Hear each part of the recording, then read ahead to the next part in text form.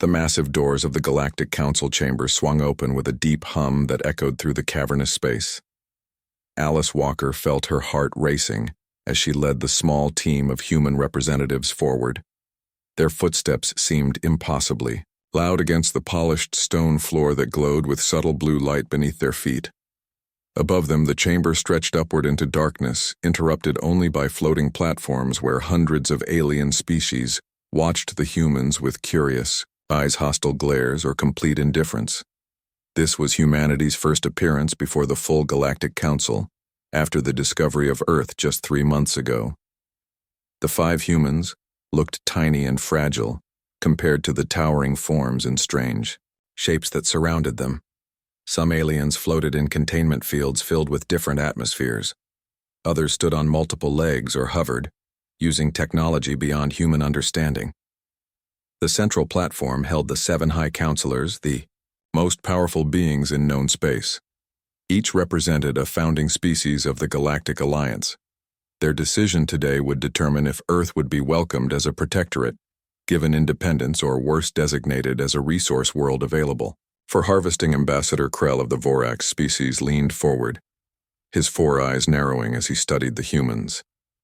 His gray-scaled skin reflected the chamber's lights as he spoke in a voice that sounded like grinding metal. So these are the creatures who destroyed a harvester ship. A remarkable claim for being so small and primitive. Alice straightened her shoulders and stepped forward. Her translator pin worked perfectly, converting her words to the standard galactic language.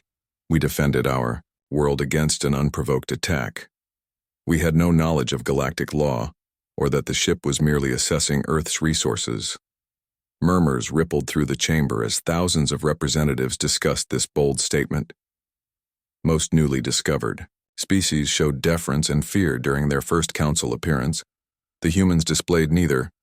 High Counselor Thala, a luminescent being composed mostly of light and energy, moved closer. Her voice came as waves of gentle sound, "Yet you stand before us not asking for protection but demanding recognition as equals. This is unprecedented."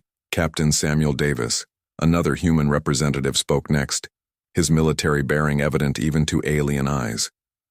"We come in peace, but we will not submit to colonization. Our planet may seem primitive by your standards, but we have something unique to offer the Council." This statement caused an eruption of noise from the gathered representatives. Some laughed, a range of sounds from chittering to booming. Others expressed outrage that such a young species would speak this way. High Counselor Vorb, a massive insectoid being, slammed his foreclaw against the platform, silencing the chamber. What could Earth possibly offer that the 5,000 worlds of the Alliance do not already possess? Alice nodded to Lily Santos, their chief scientist, who activated a holographic display. The image showed a complex molecular structure rotating slowly in the air. "This is compound XJ7. We discovered it naturally, occurring in Earth organisms. It has properties your scientists will find quite valuable."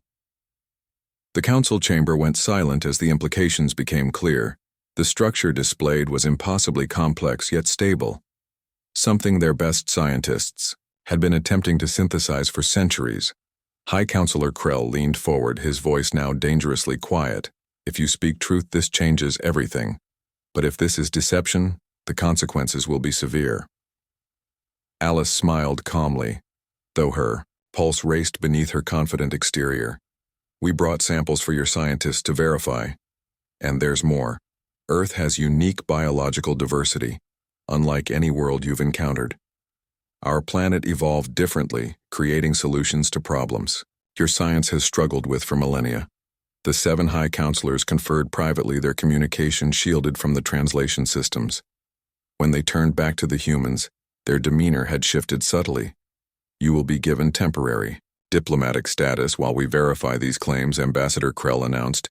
"Any attempt to leave the station will be considered hostile action." Guards escort them to the diplomatic quarters as they were led from the chamber. Alice caught the eye of Diego Reyes, their security specialist. He gave her the slightest nod, confirming their backup plan was in motion.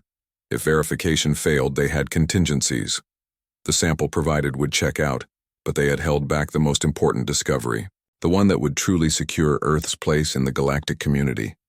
In their assigned quarters, a luxurious but clearly monitored suite, the humans gathered to discuss their next move.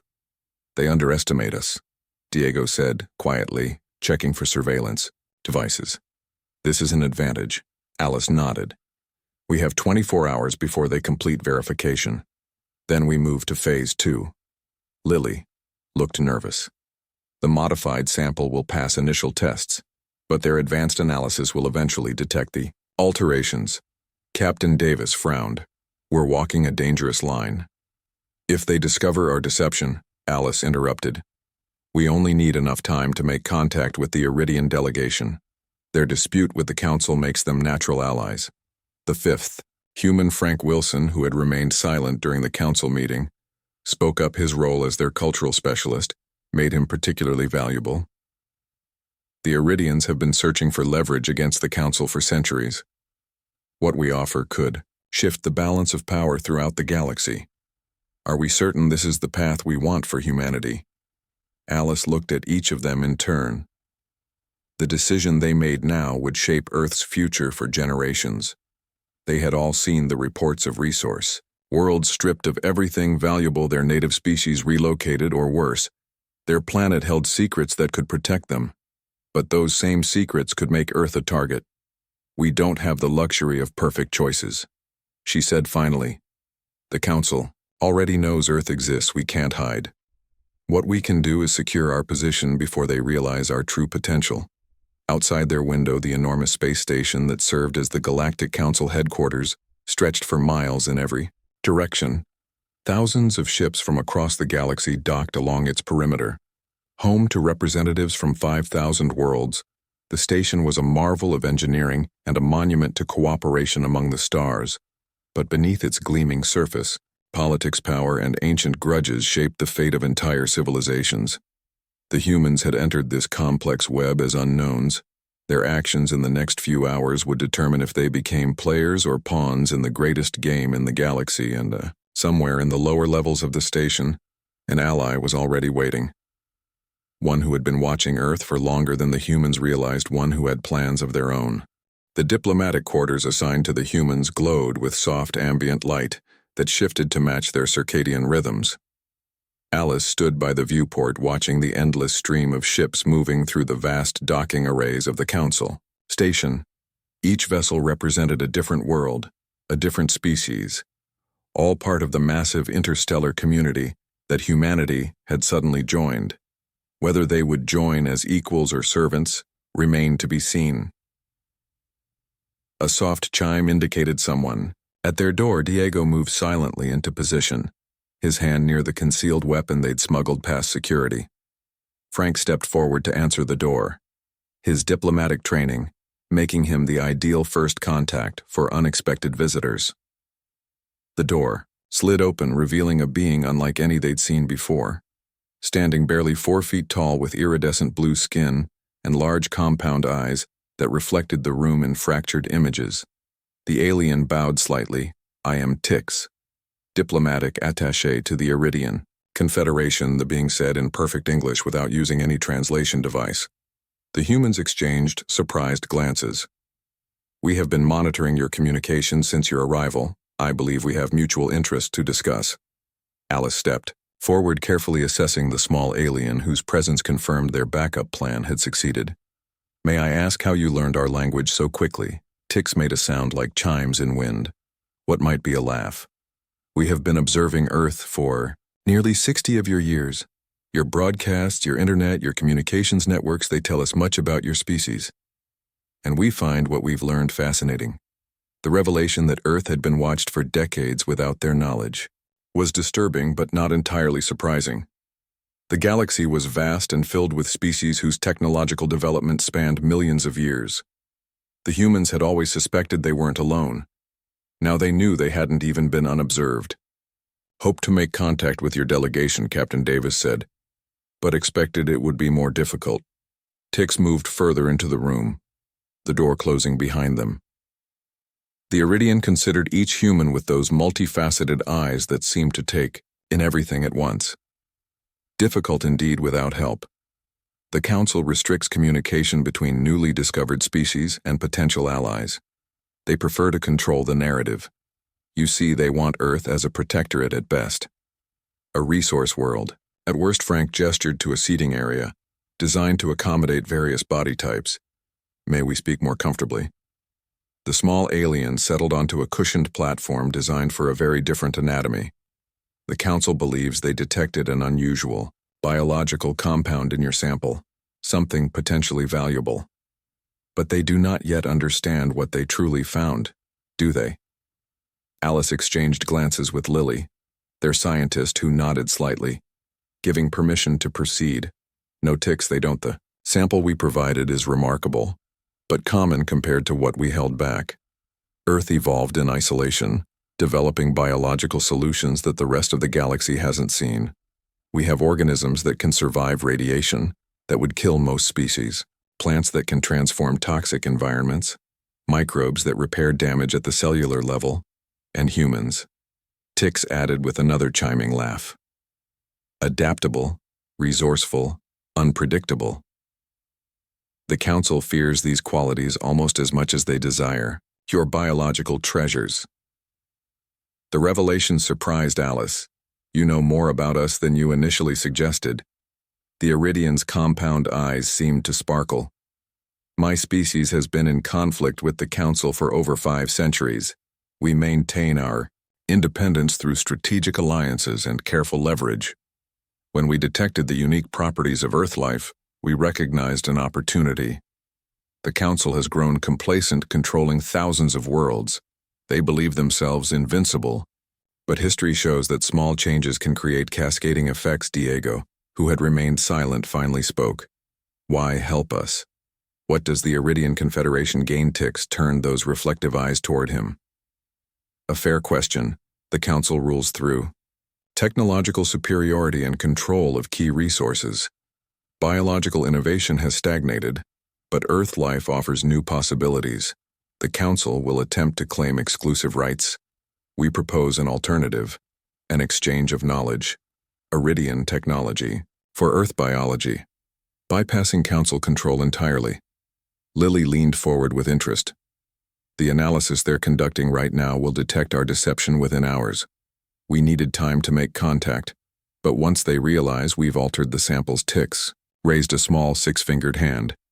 The Council's verification process has been delayed. An unfortunate malfunction in their primary analysis lab. 3 days of technical difficulties at minimum. Alice couldn't help but smile at the Iridian's matter, a fact statement of sabotage. You've been busy, we prefer to be thorough. Tix replied, and now we must act quickly. My ship is docked in the diplomatic sector. We can transfer your true samples and begin negotiations for a formal alliance before the Council completes their analysis. Frank, the cultural specialist, raised his hand. This is moving very quickly. We need guarantees that Earth remains independent. The Iridian Confederation won't simply replace the Council as our overlords. Tix made a gesture with all 6 fingers spreading wide, then coming together. The Iridian philosophy values diversity and independence. We have 23 member worlds, each maintaining their own governance. We offer knowledge exchange, defensive pacts, and trade not control. Alice considered their options. The Council already viewed them with suspicion. Their deception would eventually be discovered. Accepting the Iridian offer might protect Earth from repercussions. But could they trust this small alien and the civilization they represented? Before she could respond, their communication system activated, showing an urgent alert from Earth. Their homeworld was attempting contact despite protocols against unsecured transmissions. Captain Davis accessed the system, revealing the strained face of Admiral Russell. Their primary contact at Earth Command emergency situation. He said without preamble, Council ships have entered Earth orbit, claiming to be conducting standard diplomatic protocol. But our scans show weapons charged. They're positioning over major population centers. We need your status immediately. Alice felt cold dread spreading through her chest. The Council was moving faster than anticipated, using the human delegation as hostages, while they secured control of Earth. Tix moved to her side. Those are not Council ships, the Iridian said quietly. Their technology signature is wrong. What? Alice turned to the small alien with growing alarm. The harvesters, Tix explained. They often disguise their ships using captured technology. They seek worlds with valuable biological resources. Earth has been identified as exceptionally valuable. Your appearance at the Council revealed your location to everyone, including those who operate outside. Council Authority Captain Davis addressed the Admiral on screen. Can you send visual confirmation of the ships? The screen split, showing massive vessels hovering over major Earth cities. Their design was angular and predatory, unlike the more organic shapes of Council ships. Those are definitely not Council vessels. Tix confirmed. Those are harvester ships. The Council may be political and controlling, but the harvesters are worse. They take what they want without negotiation. Your world is in imminent danger. Alice made her decision faster than she would have thought possible. Get us to your ship, she told Tix. Earth needs allies now, not tomorrow. We accept your offer of confederation. As they hurried from the diplomatic quarters following the small Iridian through service corridors that seemed designed for their diminutive guide, Alice could only hope they were making the right choice. The galaxy had just become infinitely more complex and dangerous than they had imagined, and Earth hung in the balance. The Iridian ship hummed with energy as it detached from the Council station. Its sleek blue hull seemed to shift and flow like liquid metal, adapting to space currents in ways human vessels could not. Alice and her team stood on the command deck, watching as the massive station receded behind them. Their sudden departure would not go unnoticed for long. Tix moved with practiced efficiency, activating systems with quick motions of six-fingered hands. The ship's interior was designed for the smaller Iridian physiology, making the humans feel like giants in a dollhouse. But the technology surrounding them was centuries beyond Earth capability. We have perhaps 30 minutes before the Council realizes you've left without permission. Tix explained. Council security protocols are predictable. Their first assumption will be that you're hiding somewhere on the station. By the time they confirm your departure, we will be beyond their immediate reach. Captain Davis studied the navigation displays with professional interest. How fast is this vessel? Tix made that musical chiming sound again. Fast enough, Captain, the Iridian replied. At maximum velocity, we can reach Earth in 17 hours. Council vessels will require at least 26. Your world has a small advantage in time, but the harvesters are already there. Alice felt the weight of 4 billion lives on her shoulders. What can 5 humans and 1 Iridian do against harvester ships? Tix turned those compound eyes toward her. This is not merely an Iridian ship, Ambassador. This is an Iridian diplomatic vessel, a very special classification among our fleet. The small alien activated a communication array and spoke rapid commands in their native language, a series of melodic tones and chimes that the translation systems didn't interpret. Almost immediately, the displays showed new information, multiple signals converging toward their position. Lily gasped as the data became clear. Those are ships, dozens of them, all heading this way. Tix nodded. Iridian vessels responding to diplomatic distress signal. The Confederation takes threats to its diplomatic missions very seriously, and as of 30 minutes ago, Earth is under consideration for membership. That makes your planet provisionally protected. Frank, who had been studying Iridian cultural texts on a datapad, looked up sharply. You've just declared Earth under Iridian protection, without formal treaties or agreements. The small alien blinked those faceted eyes slowly. Unnecessary deception. The Confederation Council will ratify the decision retroactively once they understand the circumstances. The harvesters have violated too many borders, taken too many worlds. If they succeed at Earth, they will only grow stronger. Diego, who had been silently monitoring security systems, spoke now. Why would the harvesters move so boldly? Surely they know the Council would respond. Tix made a gesture that seemed to indicate uncertainty. The timing is suspicious. The Council was distracted by your appearance. Your sample drew significant attention. Something has changed in galactic politics. Some new alignment of powers. The command deck illuminated with new alerts as the ship accelerated to speeds that should have crushed the humans. Yet they felt nothing. No inertia. No pressure. The Iridian technology compensated perfectly. We have a transmission from Earth, Lily announced. It looks like military frequency, The main display activated showing chaos emergency. Broadcasts from multiple Earth nations reported the same situation. The harvester ships had begun deploying smaller vessels toward major cities. Military responses had proven ineffective, the harvester shields absorbing even nuclear strikes without damage. Alice watched in horror as the recording showed massive harvesting beams cutting into Earth's surface, extracting resources. The beams targeted not cities but wilderness areas, rainforests, plains, ocean shelves, places rich in biological diversity. They're taking samples, Lily realized with growing dread. They want Earth's biodiversity, not the planet itself. Tix confirmed her assessment. The harvesters collect and catalog biological specimens from thousands of worlds. They seek genetic material they can weaponize or monetize. Earth represents a biological treasure unlike anything they've encountered. Your isolation from galactic community has created unique evolutionary paths. A new alert sounded, drawing everyone's attention to the tactical displays. The Iridian reinforcements were arriving, sleek vessels similar to their own but larger, more numerous. They formed a protective formation around the diplomatic ship. We will reach Earth in 16 hours. Tix announced. Our combat vessels will arrive shortly after. We must hope your planet can hold until then. Frank, who had been unusually quiet, finally spoke. The Council must know about this attack by now. Why aren't they responding? Tix hesitated before answering. The Council's response to New Worlds is complex. They likely view this situation as unfortunate but not their responsibility.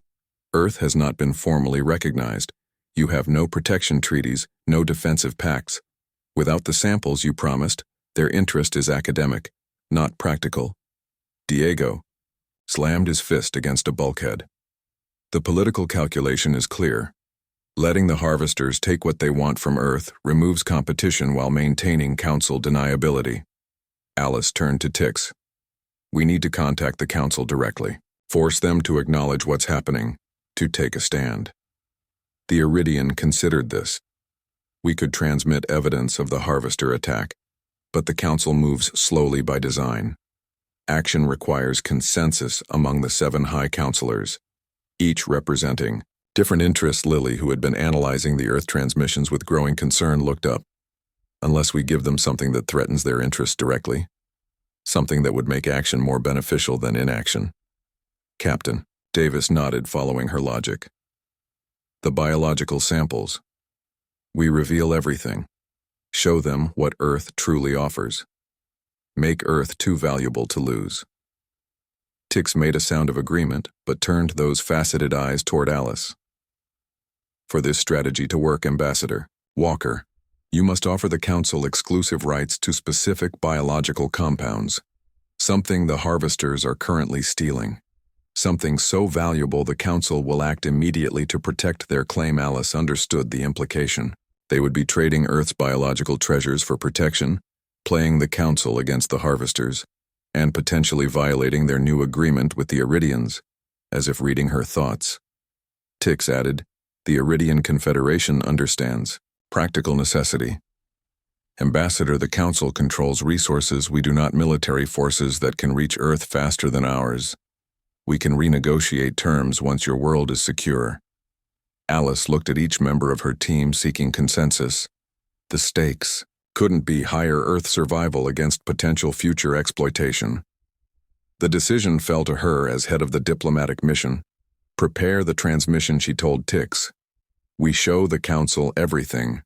The complete analysis of Earth's unique biology, the potential applications, the military implications, and we offer them exclusivity for immediate intervention, as they worked to compile the data that might save their world.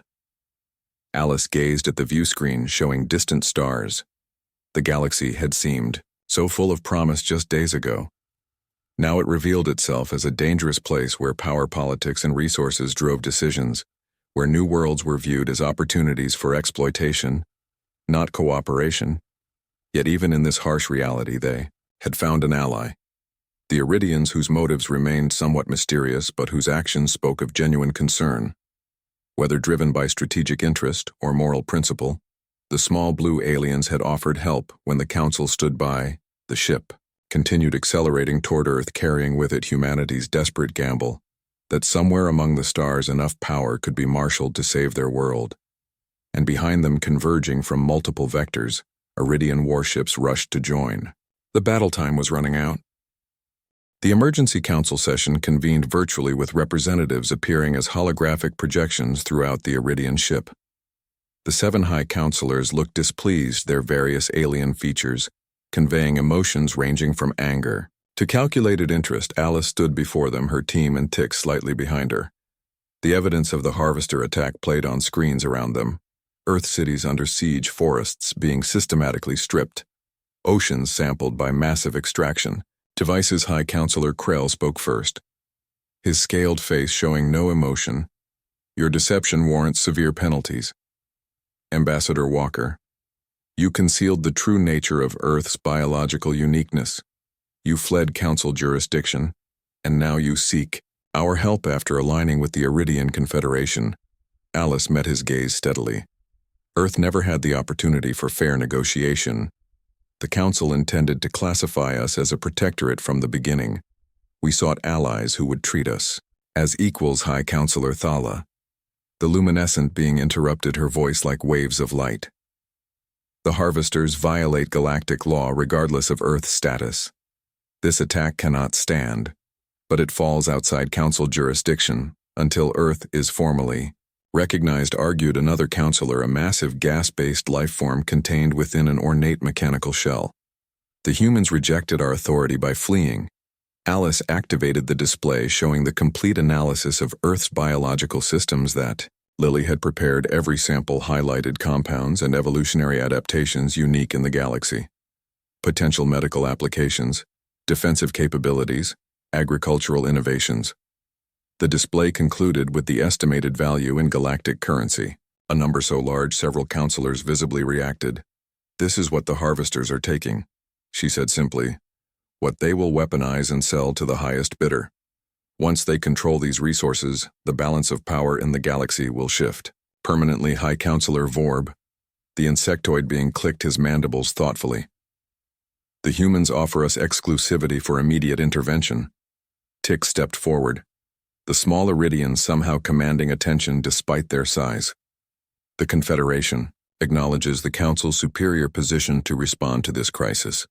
We are prepared to negotiate shared access to certain biological resources in exchange for immediate Council military response. The 7 High Counselors' private conference channel activated, their images flickering as they debated among themselves. Alice could only wait, her heart pounding with every moment that passed. Earth was being ravaged while galactic politics played out. Finally, Krell addressed them. The Council will dispatch defensive forces immediately. We accept your offer of exclusive rights to 50% of the biological compounds identified in your analysis. Only 50. Alice began, but felt Tix's small hand on her arm. The Council agrees to classify Earth as an independent world with full diplomatic recognition. The Vorax counselor continued. Not a protectorate, a rare designation. You will have representation in the Council defensive treaties and trade agreements. The price for this intervention, Krell added, is high. You will share your biological discoveries equally between the Council and the Iridian Confederation. No other powers will have access. Earth will become a key world in galactic affairs, but you will be bound by Council law in all matters relating to biological research and development. Alice looked to her team. Their expressions told her what she already knew.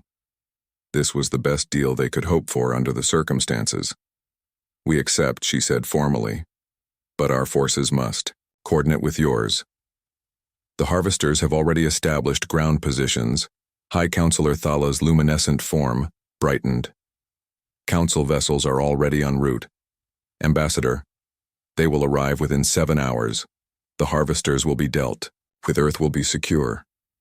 The transmission ended, leaving the humans and Tix standing in sudden silence. Did we just sell Earth's greatest resources for protection? Frank asked, his voice tight with concern. Alice shook her head.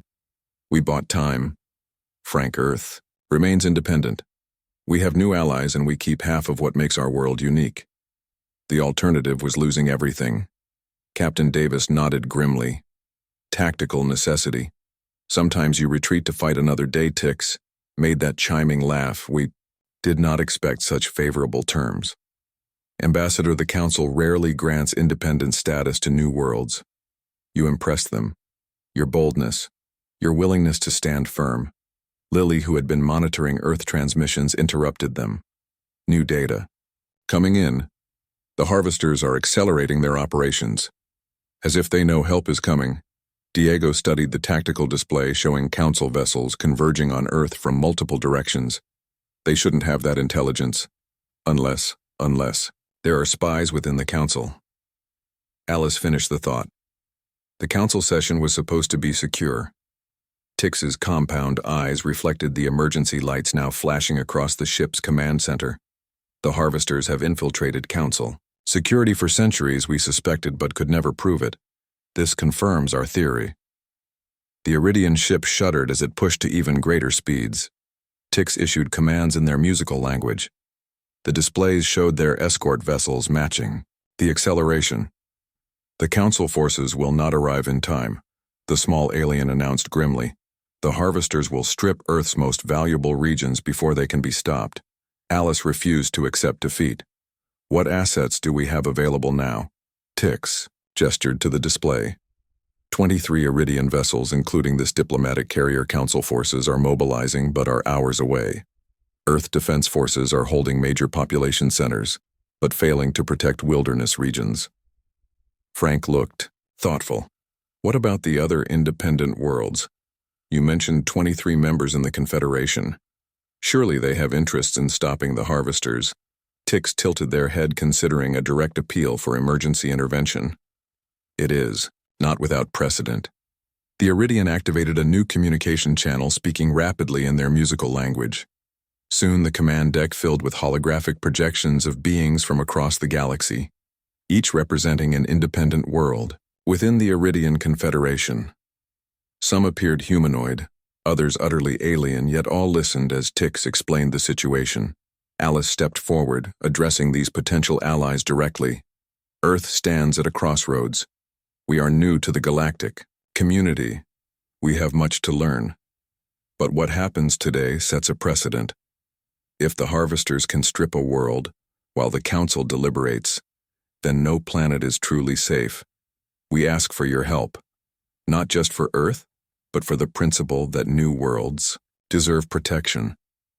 That biological diversity belongs to the worlds that created it, not to whoever can take it by force. The representatives conferred among themselves. Many seemed moved by her words. Others remained pragmatic, discussing resources and logistics. Finally, a tall crystalline being spoke for the group.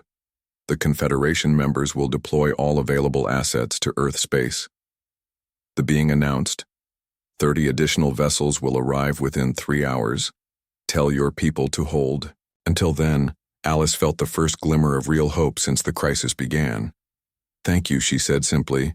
As the transmission ended, Lily updated the tactical displays showing new vessel signatures appearing as Confederation members diverted ships toward Earth. The Iridian diplomatic carrier pushed even faster, its escort matching pace. The tension on the command deck was palpable as they watched their homeworld grow larger on the view screens. Earth beautiful and vulnerable, its blue oceans and green continents marred by the massive harvester ship suspended in orbit.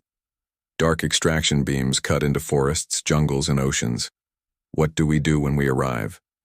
Captain Davis asked practically. We're just one ship. Tix activated a secure compartment in the command center, revealing equipment unlike anything the humans had seen. Sleek armor and weapons scaled for both Iridian and human physiology. This vessel carries a special operations team, the Iridian explained.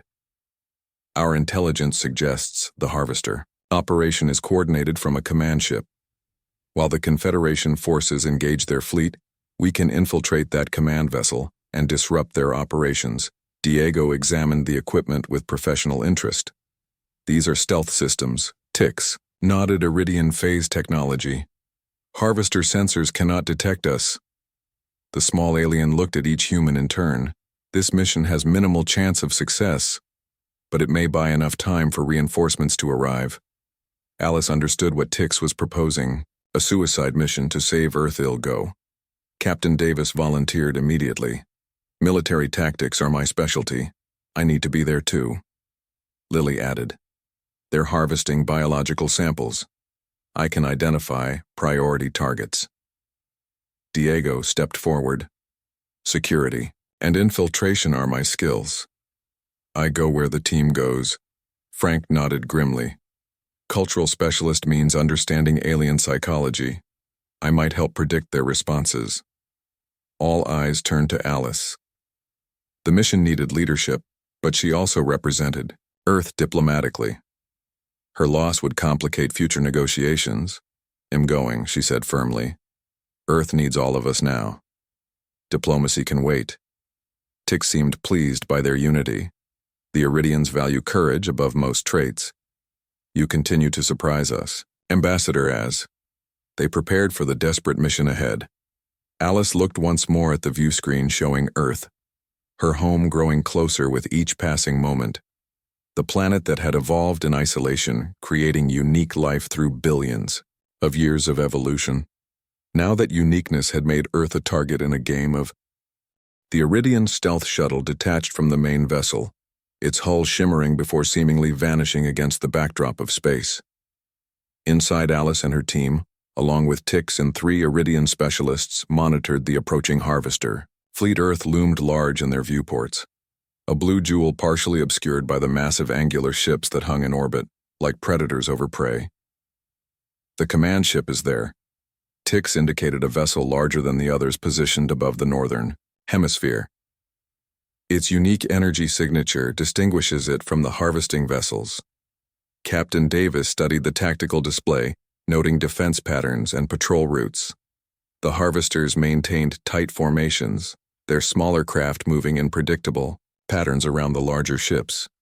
There, Lily pointed to a section of the command ship where shuttlecraft were regularly docking and departing. Those are transport vessels carrying biological samples from the surface. Diego nodded, analyzing security protocols. The regular traffic creates an opportunity. We can approach during a high-volume docking sequence. Blend with returning shuttles. Tix manipulated the shuttle's controls with practiced precision. The phase technology that kept them invisible would work against sensors, but visual detection remained a risk. The timing would need to be perfect as they approached the massive harvester command ship. Alice felt a strange calm descend over her. The enormous vessel dwarfed anything humans had, built its angular design reminiscent of crystalline structures but twisted into unnatural geometries. Dark metal absorbed light rather than reflecting it, making the ship seem like a void against space itself. Harvester architecture reflects their philosophy, Tix explained. They take, they do not create, they consume, they do not produce. Even their ships are designed to absorb rather than interact. Frank studied the approaching vessel with scientific curiosity. How much do we know about them as a species? Very little, the Iridian replied. No diplomatic contact exists. They communicate only through ultimatums and demands. Their biology remains largely unknown, as they never leave their ships without full environmental suits. Some theorize they evolved in high radiation environments, explaining their disregard for planetary conditions.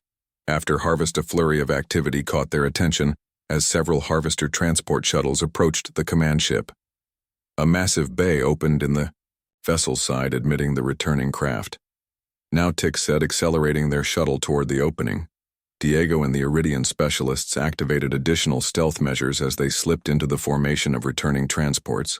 The docking bay was enormous, with hundreds of vessels in various stages of offloading.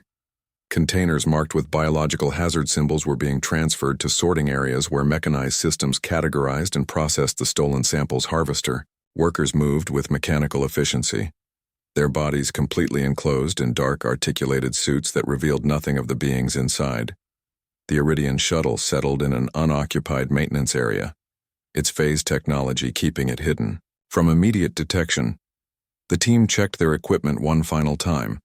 Iridian phase suits would keep them invisible to sensors, though direct visual contact remained a risk. The weapons they carried were specifically calibrated to penetrate harvester defenses. We need to locate the central control node, Tix explained. Harvester operations are hierarchical. Disrupt the command structure, and the entire harvest operation will falter. Lily consulted her scanner following energy readings and biological signatures. These readings indicate the biological processing center is 3 levels up. That's where they're analyzing Earth's most valuable specimens. Diego pointed to a different section of his tactical display. Security protocols suggest command operations are located in the central core, heavily defended but accessible through maintenance tunnels. Alice made the decision quickly. We split into 2 teams. Lily, Frank, and I will target the biological center. Captain Davis, Diego, and Tix will strike the command core. We have 2 objectives. Recover what samples we can and disrupt their operation long enough for reinforcements to arrive. The teams synchronized their communications and separated, moving through the massive vessel like ghosts. The Iridian phase technology allowed them to pass through security checkpoints undetected, though they still had to carefully time their movements to avoid physical contact with the harvester workers. Alice led her team upward following Lily's. Readings. The interior of the harvester ship was utilitarian in the extreme. No consideration for aesthetics, only function. Dark angular corridors led to processing chambers where machinery hummed with ominous purpose. The air itself felt wrong, recycled, and tinged with chemical odors. They reached the biological processing center, a vast chamber filled with automated systems analyzing the stolen samples from Earth plants, animals, microbes, soil samples, water from various ecosystems, all being systematically categorized and stored. Harvester scientists, if they could be called that, moved between workstations, their suited forms indistinguishable from one another. "My God," Lily whispered, looking at her scanner readings. "They've already collected over 30% of Earth's unique biological specimens. The most rare and valuable first. They knew exactly what they were looking for." Frank pointed to a central console. 3 harvesters were gathered around displays showing complex molecular structures. "We need to access that terminal. It's controlling the analysis priorities." Alice assessed their options. The phase technology would get them close, but accessing the system would reveal their presence. They needed a diversion. She pointed to the environmental controls on the far side of the room.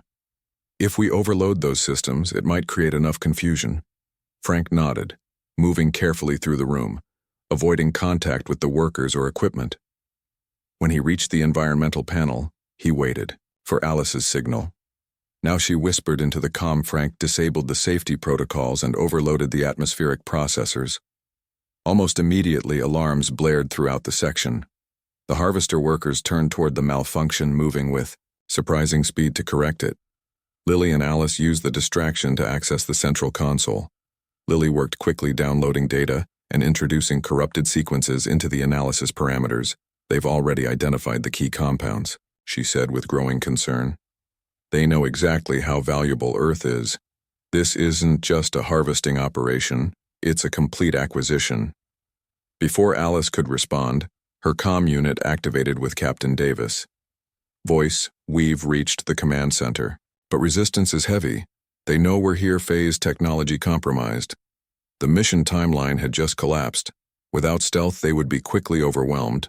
The harvester ship carried thousands of workers and security personnel. Alice made a rapid decision. "Download everything you can," she told Lily.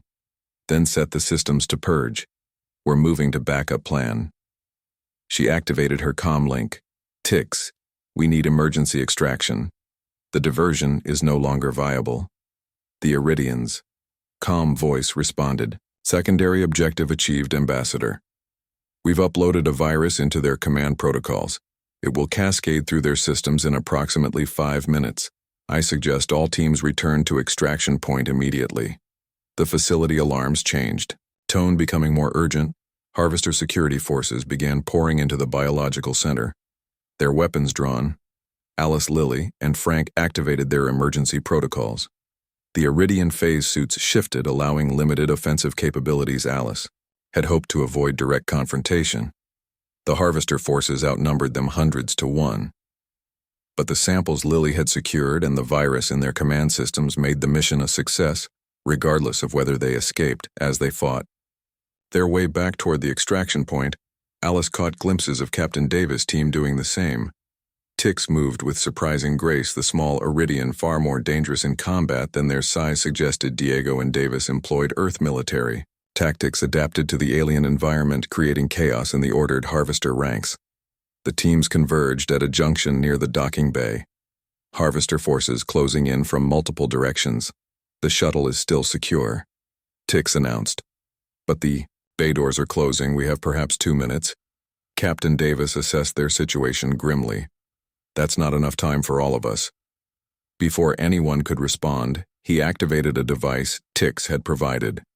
Each of you get to the shuttle. It'll ensure the virus completes its work and the doors stay open. Alice started to protest, but Davis cut her off. Earth needs what you've discovered, he said. It needs diplomatic leadership. It needs its future. This isn't a discussion, Ambassador. That's an order. Diego nodded to his captain in silent understanding, then began clearing a path toward the shuttle. Frank and Lily moved the vital data they'd collected. Tix hesitated, but ultimately recognized the tactical necessity. Alice met Davis' eyes one final time. Be quick about it, she said. We'll hold the shuttle as long as possible. The captain smiled grimly, then he turned and charged toward the control systems for the docking bay. Drawing Harvester fire away from the escaping team, they reached the shuttle. As massive explosions rocked the command ship, Captain Davis had reached his objective. Tix piloted the craft toward the narrowing bay doors, the phase technology struggling to maintain their concealment.